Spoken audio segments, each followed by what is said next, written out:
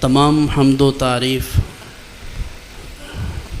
اللہ تبارک و تعالی کی ذات گرامی کے لیے، اور درود لامحدود حضرت ختمی مآب جناب محمد مصطفیٰ صلی اللہ علیہ وآلہ واصحابہ وبارک وسلم کی بارگاہ ناز میں بعد از حمد و صلات آج کی یہ پروقار میلاد النبی صلی اللہ علیہ وسلم کانفرنس جو خیر الامم فاؤنڈیشن پاکستان ضلع لاہور کے زیر اہتمام و انتظام انعقاد پذیر ہے، میں دعا گو ہوں کہ اللہ رب العزت جملہ معاونین کو، منتظمین کو، اور اس حال کے جو مالک ہیں حاجی صاحب، حاجی اشرف صاحب، ان سب کو اللہ تبارک و تعالی جزائے خیر عطا فرمائے۔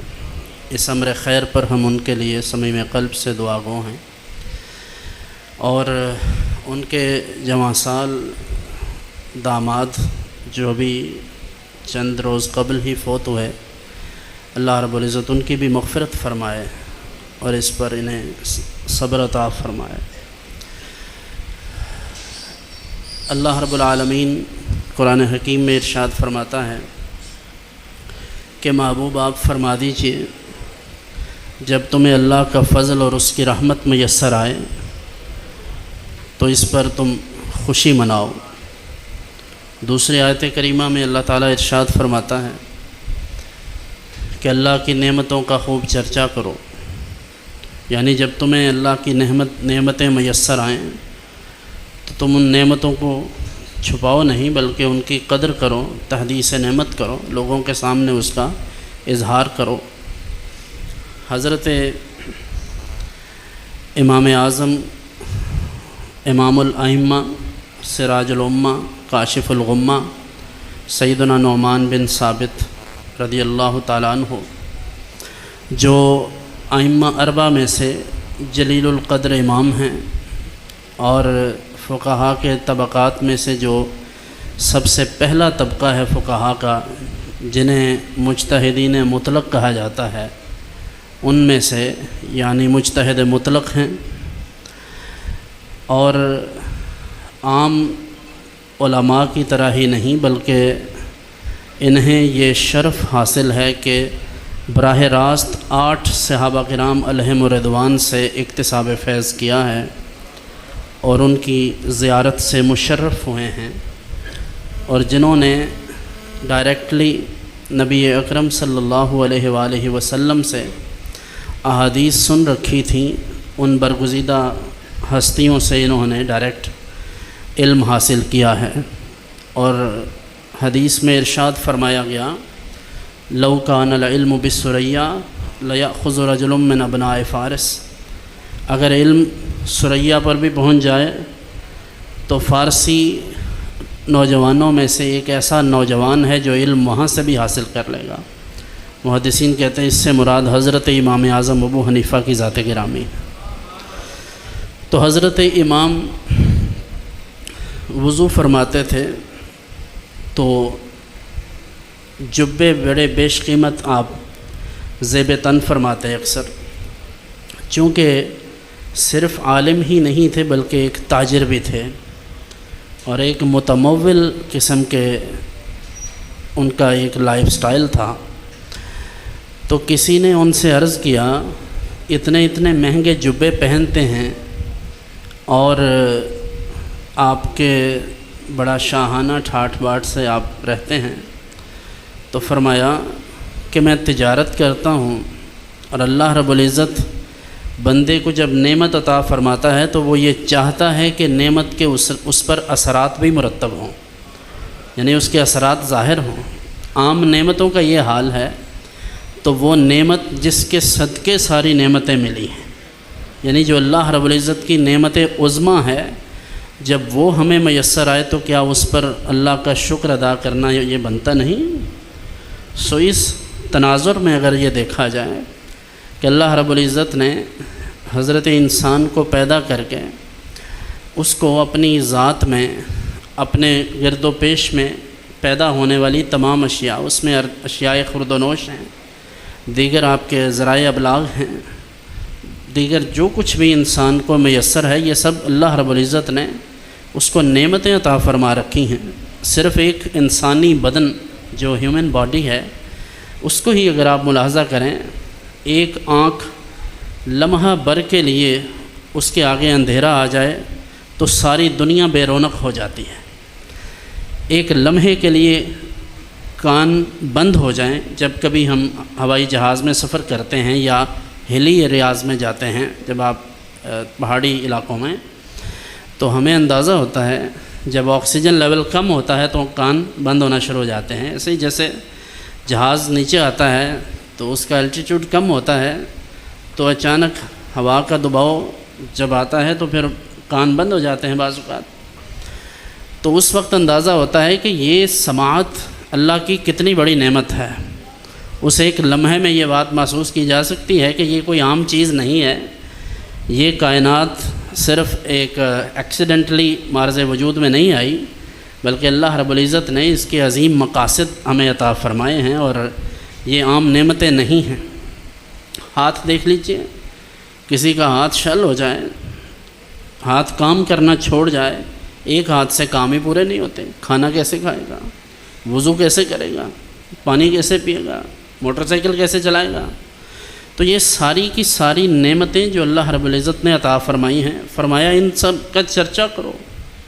یعنی جب تمہیں یہ نعمتیں میسر ہیں تو اللہ رب العزت کا شکر ادا کرو، ان نعمتوں کا اظہار کرو۔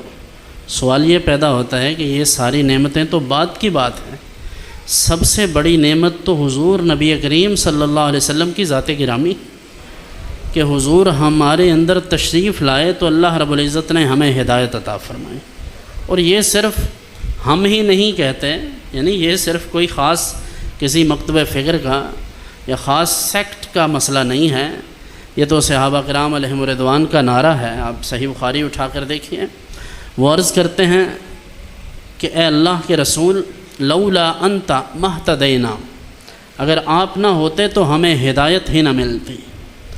اس کا مطلب یہ ہے کہ یہ صرف ہم ہی محسوس نہیں کرتے، وہ برگزیدہ اصحاب کبار جن کی تربیت خود جناب رسول کریم صلی اللہ علیہ وسلم نے فرمائی تھی، جنہیں تیار کر کے امت کو عطا فرمایا تھا، اور قرآن حکیم میں بھی اسی چیز کو انڈورس کیا گیا ان الفاظ کے ساتھ کہ فَإِنْ آمَنُوا بِمِثْلِ مَا آمَنْتُمْ بِهِ فَقَدِ اهْتَدَوْا، کہ اگر بعد والے لوگ نبی کریم صلی اللہ علیہ وسلم کے صحابہ کی طرح ایمان لے آئیں تو اللہ تعالیٰ بعد والوں کو بھی ہدایت عطا فرما دے گا۔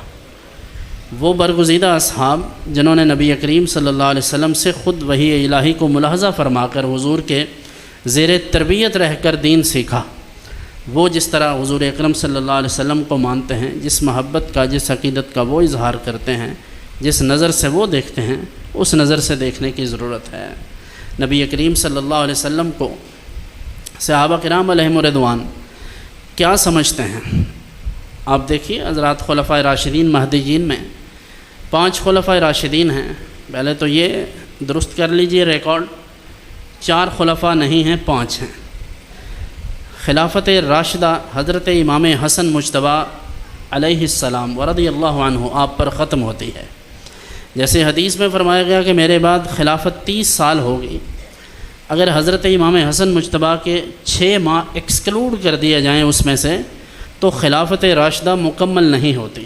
اس لیے پہلے تو یہ نقطہ کلیئر ہونا چاہیے کہ حضرت امام حسن مجتبیٰ 5ویں خلیفہ راشد ہیں۔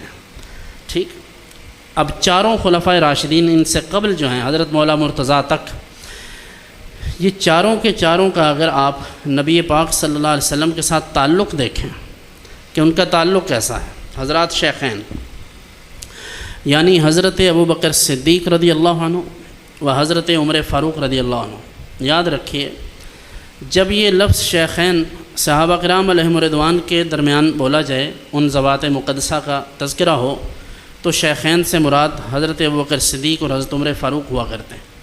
اور اگر علم الحدیث میں شیخین کا لفظ بولا جائے تو اس سے مراد امام بخاری اور امام مسلم ہے، اور اگر فقہ میں شیخین بولا جائے تو پھر امام اعظم ابو حنیفہ اور امام قاضی ابو یوسف علیہ الرحمہ، یہ دونوں شخصیات مراد ہوتی ہیں۔ تو حضرات شیخین حضرت ابوبکر صدیق اور حضرت عمر فاروق رضی اللہ عنہما دونوں شخصیات رشتے میں نبی کریم صلی اللہ علیہ وسلم کے کیا لگتے ہیں؟ سسر لگتے ہیں۔ اردو میں خسر بھی کہتے ہیں، سسر بھی اور خسر بھی۔ حضور اکرم صلی اللہ علیہ وسلم کے ہاں ان دونوں حضرات کی صاحبزادیاں ہیں، حضرت ام المومنین سیدہ حفصہ رضی اللہ عنہ اور حضرت ام المومنین مجتہدہ کائنات صدیقہ بنت صدیق سیدتنا عائشہ رضی اللہ عنہ۔ دونوں شخصیات حضور کے نکاح میں ہیں۔ یہ دونوں شخصیات نبی کریم صلی اللہ علیہ وسلم کے رشتے میں سسر لگتے ہیں، لیکن ساری زندگی ان دونوں نے حضور کو اپنا داماد نہیں سمجھا۔ کیا سمجھا ہے؟ اللہ کا رسول سمجھا ہے، اللہ کے محبوب سمجھا ہے، اپنے آقا و مولا سمجھا ہے۔ اگر اپنے جیسا سمجھا ہوتا تو ابو لہب والا حال ہوتا۔ ابو لہب دیکھ لیجئے، اس نے رشتہ داری پیش نظر رکھی ہے، دین پیش نظر نہیں رکھا۔ اس لیے دیکھنا یہ ہے کہ اللہ رب العزت نے جن لوگوں کو نبی کریم صلی اللہ علیہ وسلم کے ہاتھوں تیار کروایا ہے، ان نفوس قدسیہ نے حضور اکرم صلی اللہ علیہ وسلم کو کیسے دیکھا ہے۔ آج ہم دونوں حضرات دوسرے بھی دیکھ لیں، جو دونوں حضرات خطنین ہیں، ان کی بات کر رہے ہیں۔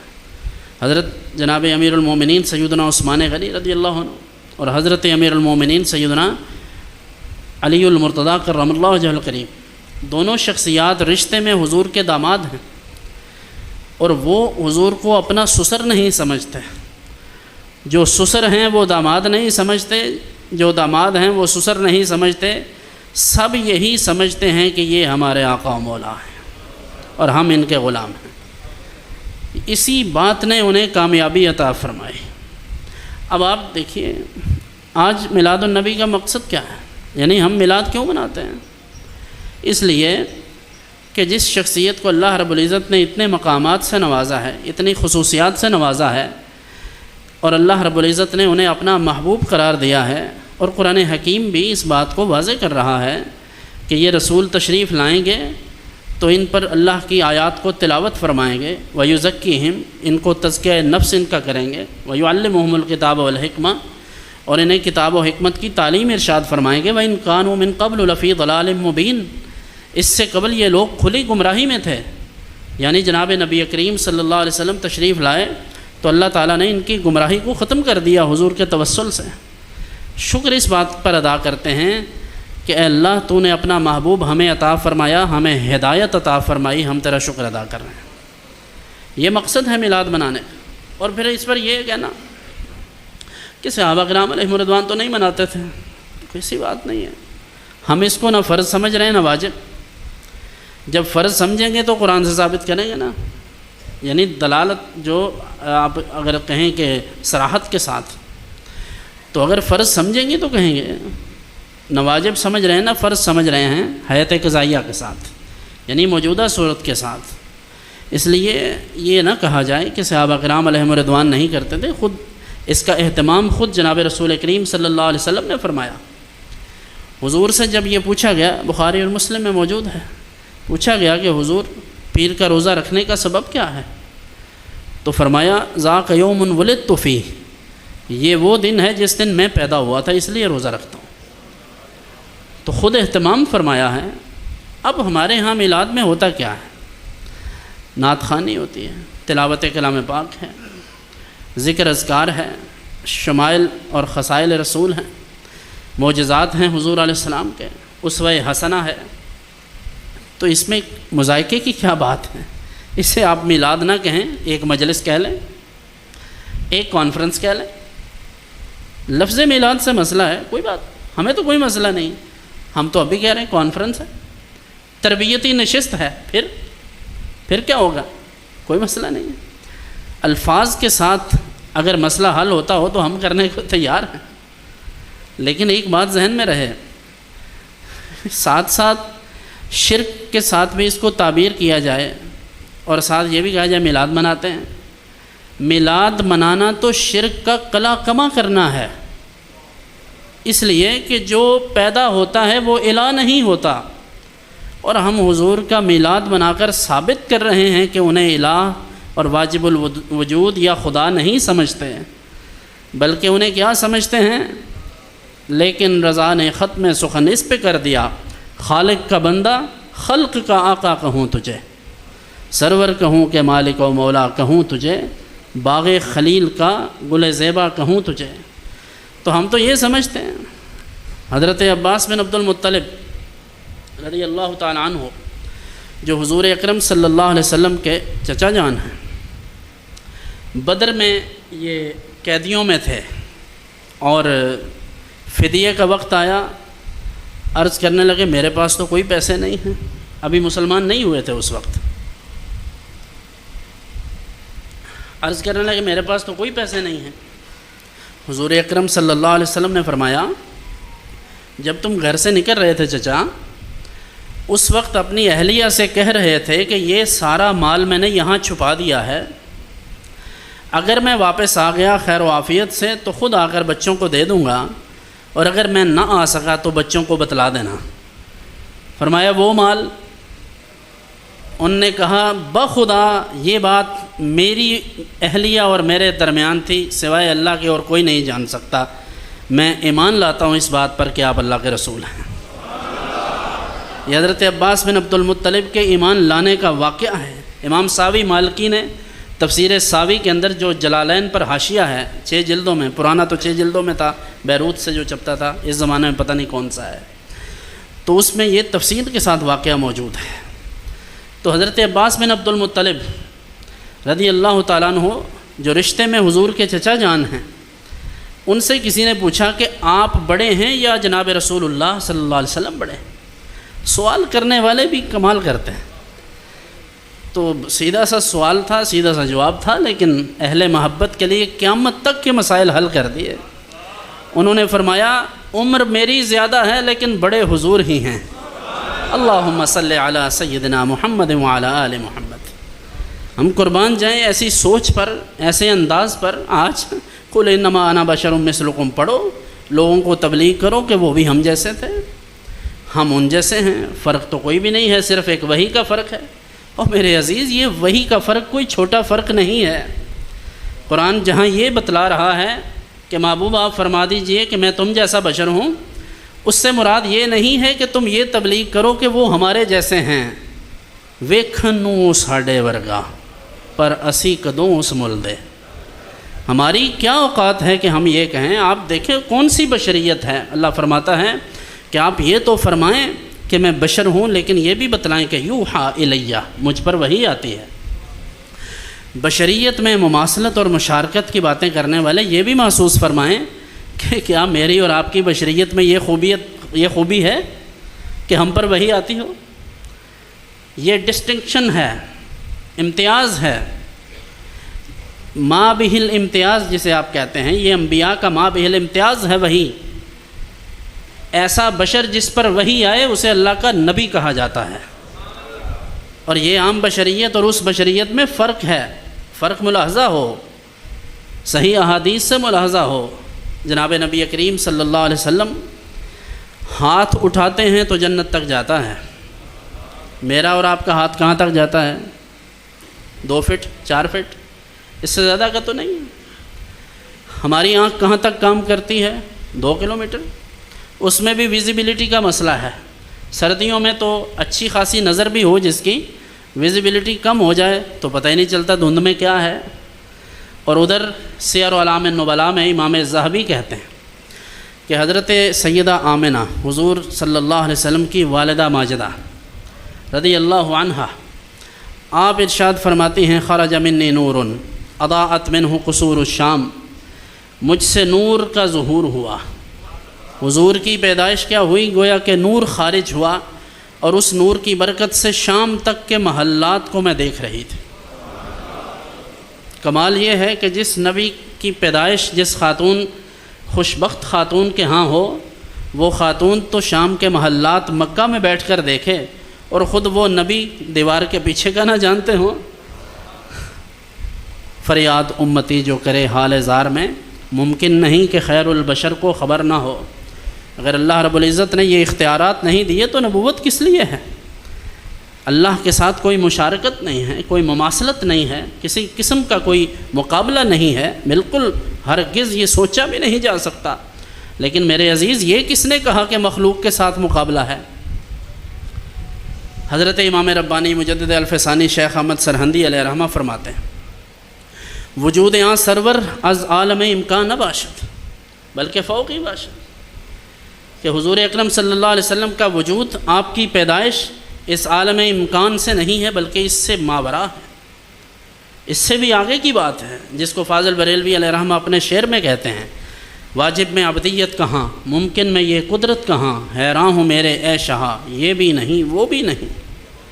وہ کہتے ہیں اللہ کے رسول صلی اللہ علیہ وسلم اگر کوئی آپ کو واجب الوجود سمجھنا چاہے معاذ اللہ، یعنی خدا سمجھنے پہ آئے، تو وہ قرآن پڑھے تو قرآن کہتا ہے سبحان الذی اسریٰ بعبدہ، کہ پاک ہے وہ ذات جو راتوں رات لے گئی اپنے بندہ خاص کو مسجد حرام سے مسجد اقصیٰ تک۔ یہ منصوص معراج ہے، مسجد حرام سے مسجد اقصیٰ تک اس کا انکار کرنے والا دائرہ اسلام سے خارج ہو جائے گا۔ تو یہ لفظ عبد سے اس بات کی طرف اشارہ ملتا ہے کہ اگر یہ خدا ہوتے تو عبد نہ ہوتے، اس کا مطلب یہ ہے کہ یہ خدا نہیں ہیں، سمجھ گئے؟ یہ عقیدہ ہے ہمارا۔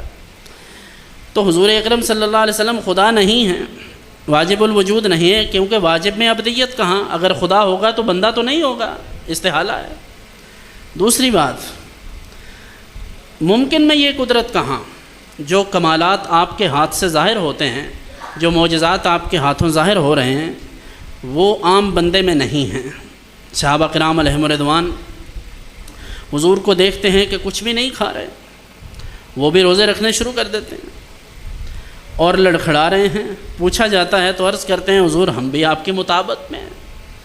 حضور فرماتے ہیں ایکم مثلی، میرے صحابہ تم میں سے کون میری مثل ہے؟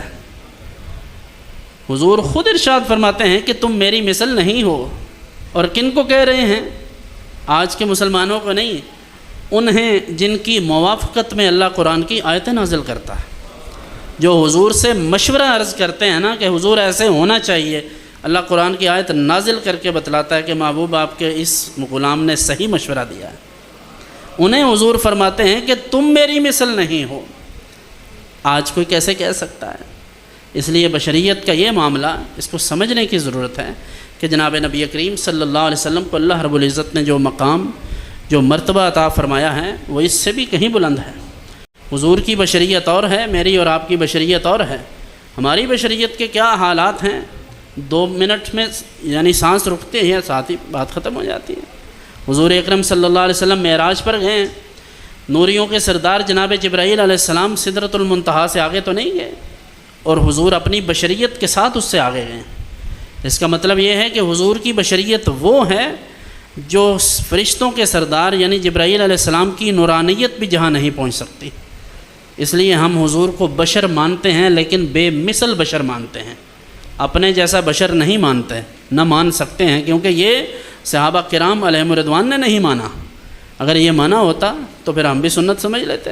حضرت انس بن مالک سے روایت ہے حضور اکرم صلی اللہ علیہ وسلم وضو فرماتے ہیں، صحابہ کرام حضور کے ارد گرد چکر لگاتے، یعنی اپنی اپنی باری میں حضور کے جسم اطہر سے لگا ہوا پانی ہاتھوں میں لے کر اپنے چہروں پر ملتے تھے، جسم پر ملتے تھے۔ کیا اپنے بھائی کی، اپنے باپ کی، اپنے قریبی عزیز کی کوئی ایسے تعظیم کر سکتا ہے؟ مشروع ہی نہیں ہے میرے عزیز، یہ مشروع ہی نہیں ہے، جائز ہی نہیں ہے عام شخص کے لیے۔ اور ادھر دیکھیے مرض الموت ہے حضور اکرم صلی اللہ علیہ وسلم کا، شدید علالت میں آپ نماز نہیں پڑھا پا رہے۔ مروا ابا بکر فلیصلی بالناس کا اعلان ہوتا ہے کہ ابو بکر کو حکم دیجیے میری طرف سے کہ وہ لوگوں کو نماز پڑھائیں۔ حضرت امیر المومنین خلیفہ بلا فصل سیدنا ابو بکر صدیق رضی اللہ عنہ آپ تشریف فرما ہوتے ہیں مصلی پر، ادھر رحمت دو عالم صلی اللہ علیہ وسلم ارادہ فرماتے ہیں کہ میں ملاحظہ کروں میرے غلام کیسے نماز ادا کر رہے ہیں۔ ادھر سے پتہ چلتا ہے حضرت ابو بکر صدیق کو کہ حضور علیہ السلام کی جو حجرہ مطہرہ ہے اس کی طرف سے تھوڑی سی آہٹ محسوس ہوتی ہے، محسوس ہوتا ہے کہ حضور تشریف لا رہے ہیں، تو حضرت ابو بکر صدیق پیچھے ہونے کو آ جاتے ہیں، کوشش کرتے ہیں پیچھے ہونے کی۔ رسول اللہ صلی اللہ علیہ وسلم فرماتے ہیں ابو بکر اپنی جگہ پر قائم رہو۔ جب نماز مکمل ہوتی ہے تو حضور پوچھتے ہیں ابو بکر تمہیں کس چیز نے مجبور کیا پیچھے ہونے پر؟ تو حضرت ابو بکر صدیق رضی اللہ عنہ عرض کرتے ہیں ما کان ینبغی لابن ابی قحافۃ ان یصلی بین یدی رسول اللہ صلی اللہ علیہ وسلم، ابو قحافہ کے بیٹے کو یہ کب زیب دیتا ہے، کب اس کی مجال ہے کہ اللہ کے رسول تشریف فرما ہوں اور وہ نماز میں لگا رہے؟ کیسی بات ہے، نمازیں اگر قضا ہوں پھر ادا ہوں، نگاہوں کی قضائیں کب ادا ہوں، یہ وہ والی بات ہے۔ ہر ایک کے لیے یہ اجازت نہیں ہے، یہ خصوصیت ہے جناب مصطفیٰ کریم صلی اللہ علیہ وسلم کی۔ اس لیے اس حیثیت کو سمجھنا چاہیے، بشریت کی رٹ لگا کر، نورانیت کا مسئلہ سامنے لا کر یہ مت ثابت کیجئے کہ وہ ہمارے جیسے ہیں۔ ہاں، ہم یہ مانتے ہیں کہ جو شخص حضور کو بشر نہ مانے گویا کہ اس نے قرآن کا انکار کر دیا، لیکن بشر وہ مانے جیسا حضرت ابوبکر صدیق نے مانا ہے، وہ والا جو حضرت عمر فاروق رضی اللہ عنہ نے مانا ہے، جو دیگر اصحاب کبار علیہم رضوان نے مانا ہے۔ اس لیے اس حیثیت کو سمجھنے کی ضرورت ہے۔ یہی سبب ہے کہ ہم ان کا میلاد مناتے ہیں، اور اسی لیے مناتے ہیں کہ اے اللہ تو نے اپنا عظیم رسول اور اپنا محبوب ہمیں عطا فرما کر جو ان کے وسیلہ سے ہمیں ہدایت عطا فرمائی، ہم تیرا شکر ادا کرتے ہیں۔ بس یہی میلاد ہے۔ باقی جو چیزیں منع کرنے والی ہیں، جن چیزوں سے ہم خود لوگوں کو منع کرتے ہیں، وہ تو آپ بارہا سنتے ہیں اہل علم سے، میں خود یہی بات کہتا ہوں۔ مخصوص ٹائم ہو، محدود ٹائم ہو، جگہوں کا انتخاب پہلے سے کریں، لوگوں کے لیے مشکلات پیدا نہ کریں، لوگوں کو مشکلات میں نہ ڈالیں، اور نماز کا اہتمام کریں۔ یعنی میلاد کا پروگرام ضرور کریں لیکن نماز کا اہتمام کریں، اور رزق حلال کا استعمال کریں۔ کیا؟ رزق حلال، یہ بہت ضروری چیز ہے۔ سال بھر کی محفلیں ایک طرف ہوں، رزق حلال کا ایک لقمہ ایک طرف۔ اب یہ بھی کڑوا سچ سننے والا ہے، سنیں گے نا؟ ایک طرف 1000 محفلیں ہوں، ایک طرف فجر کی 2 رکعتیں ہوں، فجر کی 2 رکعتیں آگے ہیں۔ یہی میلاد کا پیغام ہے۔ قرآن حکیم یہی بتلا رہا ہے کہ اس رسول صلی اللہ علیہ وسلم کا فرض منصبی یہ ہے کہ یہ لوگوں پر اللہ کی آیات کو تلاوت فرمائیں گے، وَيُزَكِّيهِمْ، ان کو پاک فرمائیں گے، وَيُعَلِّمُهُمُ الْكِتَابَ وَالْحِكْمَةَ، اور انہیں کتاب اور حکمت کی تعلیم ارشاد فرمائیں گے۔ اور کتاب و حکمت کی تعلیم یہی ہے کہ آ جاؤ اللہ کے دین کی طرف۔ میں کیوں عرض کر رہا تھا، ابھی شروع میں دیکھیں نا کیسے ہلہ گلہ مچا رہے تھے، ہم کسی بات کی طرف آتے ہی نہیں ہیں، ہمیں بس شور مچانا، شور و غل کرنا، ہلہ گلہ، موج مستی، یہ سب ایسے لگتا ہے جیسے اسلام کا ایک کلچرل ونگ ہے یہ، جنہیں صرف ان چیزوں میں سب کچھ اچھا لگتا ہے۔ ذرا سا سائلنس ہوا، ساتھ ہی نعرہ بازی شروع، اور اس کو ہم فرض واجب سمجھتے ہیں اور اپنی تمام محافل کا لازمہ سمجھتے ہیں۔ اب ایک ایسی سوچ ہمارے اندر آ گئی ہے کہ ایک دوسرے سے مقابلہ شروع ہو گیا ہے، نعروں پر مقابلہ۔ کسی زمانے میں ایک سٹیج پر 2-3 پیر بیٹھتے تھے، ایک پیر کے مریدین اپنا نعرہ لگاتے تھے، دوسرے کا دوسرا لگاتا تھا۔ اب یہی حال تنظیمات کا ہے، ایک تنظیم کا اپنا نعرہ ہے، دوسرے کا اپنا ہے، پیر خانوں کا اپنا نعرہ ہے۔ تو عوام کو معاف کر دیجئے اس بات پر کہ انہیں کہیں کہ آؤ اللہ کے دین کی طرف، بس اتنا کافی ہے۔ یہ تو محبت کے لیے تھا، ذوق شوق کے لیے تھا نعرہ، لڑائی کے لیے تو نہیں تھا۔ ہم نے اس پر بھی لڑائی کر دی، اس پر بھی کنٹروورسی ڈیولپ کر دی ہے باقاعدہ، اور اس پر مشکل ہو جاتا ہے۔ یعنی کوئی ایسی محفل نہیں جس میں نعرہ نہ لگتا ہو، اور اگر کوئی نعرہ نہیں لگاتا تو سمجھتے پتہ نہیں یہ کون لوگ آ گئے ہیں، حالانکہ ایسا ہے ہی نہیں بالکل۔ تو یہ اپنے ذوق شوق کی باتیں ہیں، محبت کی باتیں ہیں، لیکن جو باتیں میں کر رہا ہوں یہ ان نعروں سے اہم باتیں ہیں۔ یعنی نعرہ لگانا اپنی محبت ہے، لیکن میں تو عمل کی زندگی کی بات کر رہا ہوں کہ آپ زندگی میں عمل پیدا کریں، اعمال صالحہ کو پیش نظر رکھیں۔ نعروں سے انقلاب آنا ہوتا تو اب تک آ چکا ہوتا۔ پچھلے 20-30 سال سے تو یہی کچھ دیکھا جا رہا ہے۔ ہر ایک خاص طبقے کا اپنا انداز ہے دین کا کام کرنے کا، لیکن مجموعی طور پر ہمیں ان چیزوں کے نقصانات اٹھانا پڑتے ہیں۔ جب ہم لوگوں کو شتر بے مہار کی طرح چھوڑ دیتے ہیں تو پھر لوگ اپنی مرضی سے سارے فیصلے کرتے ہیں۔ اس لیے محافل میلاد ہوں، جلوس ہوں، ریلیاں ہوں، ان تمام میں سب سے بڑھ کر یہ بات پیش نظر رہے کہ نبی کریم صلی اللہ علیہ وسلم نے ارشاد فرمایا، حضرت معاذ بن جبل رضی اللہ عنہ اور ایک صحابی اور ہیں، ان کو غالباً حضرت مغیرہ بن شعبہ ہیں، ان دونوں شخصیات کو روانہ فرمایا تو ارشاد فرمایا، بشرا ولا تنفرا، لوگوں کو خوشخبریاں دینا، انہیں دین سے متنفر نہ کرنا، یسرا ولا تعسرا، تم لوگوں کے لیے آسانیاں پیدا کرنا، ان کے لیے مشکلات پیدا نہ کرنا۔ میرا سوال یہ ہے کہ اگر آپ ایک گلی میں، محلے میں ایک راستہ ہو، آپ اس میں ہی میلاد کا پروگرام کریں گے تو کیا آپ لوگوں کے لیے آسانی پیدا کر رہے ہیں؟ ہرگز نہیں، آپ لوگوں کے لیے دقت کا باعث ہے۔ آپ پروگرام مسجد میں کریں، آپ اس طرح کے کسی ہال میں پروگرام کریں، راستہ بند کر کے آپ یہ کہیں سونا آیا تو سج گئے نے گلیاں بازار۔ میں کہتا ہوں گلیاں بازار تو سج گئے نے، اندر کیوں نہیں سجدہ؟ آپ کا باطن کیوں نہیں روشن ہوتا؟ جس سونے نے ہمارا باطن روشن کیا ہے، اور اللہ رب العزت نے قرآن کی صورت میں آج بھی ہدایت ہمیں عطا فرما رکھی ہے، تو آج ہمارے اندر اس کا چانن کیوں نہیں ہے؟ ہمیں ہماری مرضی کا دین چاہیے۔ جو شخص ہماری مرضی کی بات کرے ہم اس سے خوش ہیں، جو ہمیں سمجھائے ہم کہتے ہیں یہ ہمارا دشمن ہے، اس کے خلاف پروپیگنڈا کرو، ثابت کرو یہ بد کردار ہے، یہ بد عقیدہ ہے، یہ فلاں ہے، یہ فلاں۔ اس لیے سمجھنے کی بات یہ ہے کہ میلاد منانا ہے لیکن حضور کے اسوہ حسنہ کو اپنانا ہے۔ میلاد النبی کے جلسے، جلوس، ریلیاں، پروگرام ہوں گے لیکن نماز ٹائم پر ہوگی۔ اب نہیں بولیں گے آپ؟ ہاں بولیں، انشاءاللہ کریں گے، کیوں نہیں کرنا؟ کہاں بھاگ کر کہاں جائیں گے؟ یہ باتیں تو روز سننا پڑیں گی۔ جو حضرات جو محراب و منبر کے وارث آج یہ باتیں نہیں کر رہے، ریکارڈ پر ہے، آج سے 5 سال بعد وہ ہاتھ جوڑ جوڑ کر یہ باتیں کریں گے۔ میں پچھلے 10 سال سے یہ بات کہہ رہا ہوں کہ ان کو کنٹرول کریں۔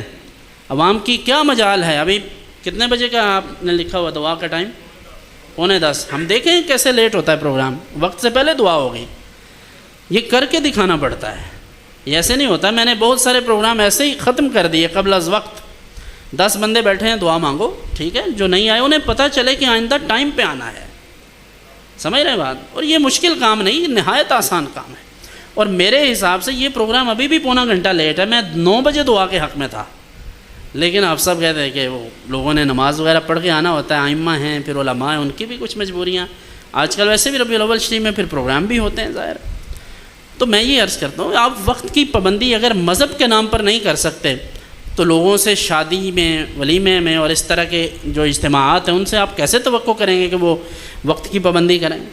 اس لیے میں کلمہ نصیحت آپ کی خدمت میں عرض کر رہا ہوں کہ میلاد منائیں لیکن حضور علیہ الصلاۃ والتسلیم کی سنت مطہرہ کو اپنائیں، حضور کے اسوہ حسنہ کو سامنے رکھیں۔ میرے عزیز، اگر آپ کسی دینی شخصیت کے قریب ہیں لیکن آپ اللہ کے دین سے دور ہیں تو سمجھ لیں آپ کا تعلق مضبوط نہیں، کمزور ہے۔ اگر آپ سمجھتے ہیں ہم فلاں شخصیت کے قریب ہیں لیکن دین آپ کے دل میں داخل نہیں ہوا تو اپنی نسبت کو، اپنے تعلق کو ریوزٹ کیجئے، اس پر غور کیجئے کہ کہیں یہ تعلق کمزور تو نہیں ہے۔ میں بھی اپنے دوستوں سے نعرے لگوا سکتا ہوں، کیا ہوگا اس سے؟ دین کو کیا فائدہ ہوگا؟ آپ سارے شہر کے پھول لا کر وہاں باہر میرے اوپر پھینک دیں، اس کا دین سے کیا تعلق ہے؟ تو اپنی ایک محبت عقیدت ہے، اور ایسا ماحول خود بنا دیا جاتا ہے، ہم نہیں بنانے دیتے، ہمارے لوگ نہیں کرتے۔ اس کا یہ مطلب تو نہیں کہ ہمارے لوگ ہم سے محبت نہیں کرتے، سارے ہی کرتے ہیں، لیکن ہم کہتے ہیں یہ پھول پھینکنے سے بڑا کام بتا رہا ہوں آپ کو، وہ کرو۔ یہ پھولوں کی ضرورت نہیں ہے، آپ کے منہ سے پھول جھڑنے چاہیے۔ آپ جب بات کریں تو لوگ کہیں کہ یہ حضور کا غلام ہے۔ آپ چل رہے ہوں، آپ کا لین دین ہو، آپ بازار سے گزریں، آپ کی کوئی ایکٹیویٹی ہو، آپ کا کوئی پروگرام ہو، آپ کا بزنس ہو، آپ کی تجارت ہو، تو لوگ کہیں یار یہ بات کا پکا ہے، اس کو ذاتی نقصان ہو تو ہو لیکن یہ اللہ کے رسول کی سنت سے نہیں ہٹتا صلی اللہ علیہ وسلم۔ لیکن اگر یہ نہیں ہوگا تو آپ جو مرضی کریں، اس سے کیا فرق پڑے گا؟ اس لیے کلمہ نصیحت ہے، اسے قبول کیجئے اور سب دعا کیجئے کہ اللہ تعالی ہمیں ہدایت پر رکھے، ہمیں ہدایت عطا فرمائے، ہمیں ہماری خطاؤں پر سرزنش نہ فرمائے، سختی نہ فرمائے، معاف فرما دے۔ اور یہ شعور کی کوشش ہے میرے بھائی، یہ شعوری طور پر یہ سفر ہے۔ میں بار بار یہ بات کہہ رہا ہوں کہ شعور کا سفر طے کریں اور محسوس کریں کہ یہ ہماری غلطیاں ہیں، ان کو ہم نہیں سمجھیں گے تو ہمیں مزید نقصان ہوگا۔ اب دیکھیں نا، یہ کتنے بندے ہیں، چند لوگ ہیں، کوئی اتنا بڑا مجمع نہیں ہے، لیکن اگر یہی لوگ باہر نکلتے وقت دکم پیل کریں، ایک دوسرے سے بدتمیزی کریں، اطمینان سے نہ جائیں، تو میں سمجھوں گا میری بات کسی نے سنی ہی نہیں، عمل ہی نہیں کیا۔ فائدہ ہے؟ آگے بیٹھ جائیں، ادھر بیٹھ جائیں، ادھر آگے بیٹھ جائیں، میرے ساتھ بیٹھ جائیں، فوٹو لے لیں گے، پھر کیا ہوگا؟ تو جو میں کہہ رہا ہوں اس کو مان لیجئے، اس کو اپنے دل میں اتاریے۔ جو شخص بڑا ہے، چھوٹا اس کو بڑا ہونے کے اعتبار سے عزت دیں، جو آپ سے چھوٹا ہے اسے چھوٹا ہونے کے اعتبار سے اس پر شفقت کریں۔ آپ کہیں میرے بھائی پہلے آپ گزریے، ہم نے ایسی بھی مثالیں دیکھی ہیں، اسی معاشرے میں اچھے لوگ رہتے ہیں. ابھی کوئی لنگر کا اہتمام تو نہیں ہے، اللہ اکبر، پھر کیا بنے گا؟ یہی مسئلہ ہے. اب جب لنگر تقسیم ہوگا پھر اس پر پتہ نہیں کیا ہوگا. اس پر میں اعلیٰ حضرت کا ایک شعر عرض کیا کرتا ہوں. وہ لوگ جن کا یہ خیال ہے کہ یہ خاص لنگر ہے، ان کے لیے لا ورب العرش جس کو جو ملا ان سے ملا، لا ورب العرش جس کو جو ملا ان سے ملا، بٹتی ہے کونین میں نعمت رسول اللہ کی. جو گھر میں لنگر کھاتے ہیں وہ بھی حضور کا صدقہ ہے، وہ بھی ہمیں کہیں اور سے نہیں ملا، ہمیں وہ بھی حضور کا صدقہ ملتا ہے. اس لیے میرے عزیز اس لنگر پر جان نہیں قربان کرنی، لڑنا نہیں ہے، دوسروں کی عزتیں پامال نہیں کرنی. ابھی اتنے مولوی حضرات ہیں اماموں والے، میں نے امام اترتے ہوئے دیکھے، ان کو دھکے دیتے ہیں. پیروں کے ساتھ بھی یہ ہوتا ہے. یعنی یہ عزت کی بات نہیں ہے ہمارے لیے.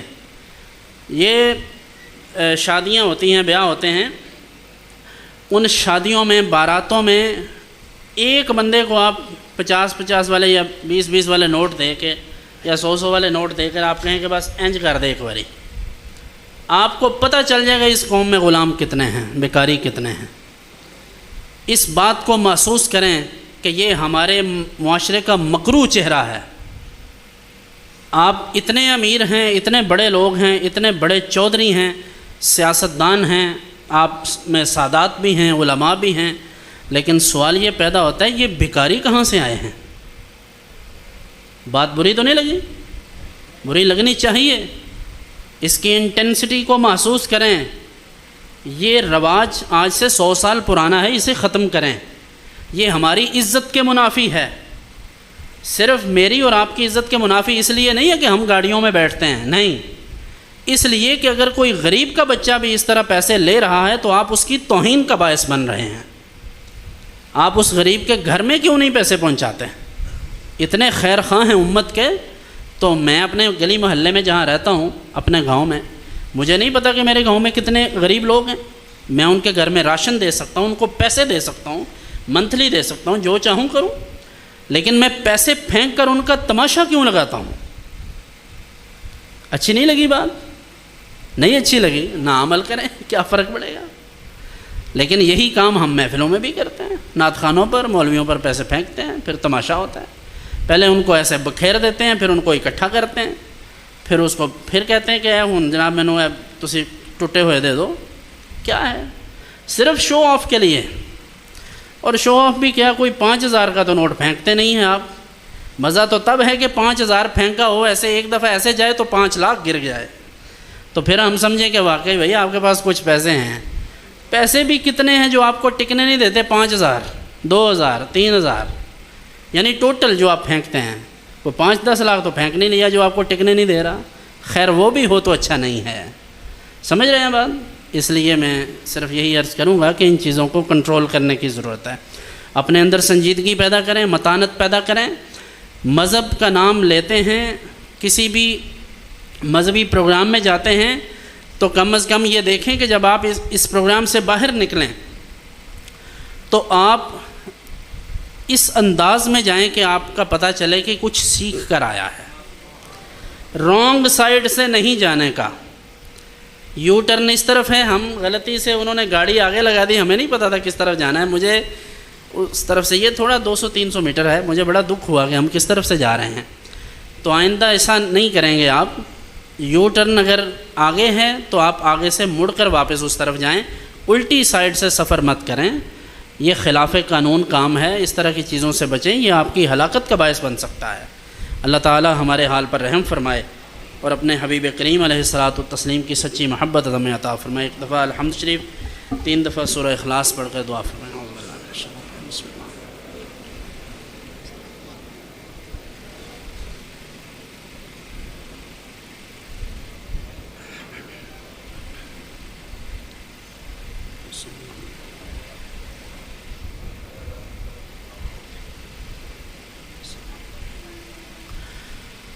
اللهم صل على سيدنا مولانا محمد وعلى آل سيدنا مولانا محمد وبارك وسلم. مالک کریم جو بھی اہتمام و انصرام کیا گیا، جو بھی پڑھ کر میرے مل کیا گیا، سب اپنی بارگاہ میں قبول فرما۔ اس سب کا ثواب حضور نبی کریم علیہ الصلاۃ والتسلیم کی بارگاہ اقدس میں ہدیۃً پیش کرتے ہیں، قبول فرمانا۔ حضور کے وسیلہ سے تمام انبیاء کرام علیہ السلام، حضور کے اہل بیت اطہار، ازواج مطہرات، خلفائے راشدین تمام کو پیش کرتے ہیں، قبول فرمانا۔ تابعین، تبع تابعین، ائمہ اہل بیت اطہار، ائمہ مجتہدین تمام کو اس کا ثواب پیش کرتے ہیں، قبول فرمانا۔ جمیع مومنین مومنات کو اس کا ثواب عطا فرمانا، بالخصوص ہمارے حاجی صاحب کے داماد جو اس دنیا سے چلے گئے، یا اللہ ان کو ثواب عطا فرمانا۔ اور بھی احباب جو یہاں تشریف فرما ہے، جن کے اعزاء و اقرباء، جن کے والدین اور جن کے تمام آباء و اجداد اس دنیا سے چلے گئے، یا اللہ سب کو اس کا ثواب عطا فرمانا۔ آج کی اس محفل پاک کا اہتمام و انصرام کرنے والے تمام دوستوں کو جزائے خیر عطا فرمانا۔ خیر الامم فاؤنڈیشن کے جملہ ورکرز، جملہ معاونین، محبین اور ذمہ داران کو جزائے خیر عطا فرمانا۔ جو احباب علماء کرام، ائمہ اور دیگر عوامی طبقات میں سے جو دوست بھی تشریف لائے ہیں، یا اللہ سب کو جزائے خیر عطا فرمانا۔ تمام احباب کے دلوں میں جو بھی نیک اور جائز تمنائیں ہیں، اللہ وہ پوری فرما دے۔ اے اللہ ہم سب کی خطاؤں کو معاف فرما دے، ہم سب کے صغیرہ کبیرہ گناہوں کو معاف فرما دے۔ اے اللہ امت مسلمہ پر اپنا خاص فضل فرما دے، مسلمانان کشمیر کی مدد فرما۔ اے اللہ اہل فلسطین کی مدد فرما۔ اے اللہ اسلام کو غلبہ عطا فرما، مسلمانوں کو عزتیں عطا فرما، مسلمانوں کو اتفاق نصیب فرما۔ اللہم انصر الاسلام والمسلمین، اللہم اعز الاسلام والمسلمین، ربنا آتنا فی الدنیا حسنۃ وفی الآخرۃ حسنۃ وقنا عذاب النار، وصلی اللہ علی حبیبہ سیدنا و مولانا محمد وعلی آلہ واصحابہ اجمعین برحمتک یا ارحم۔ میں تمام دوستوں سے ایک گزارش کرنا چاہتا ہوں کہ ظاہر ہے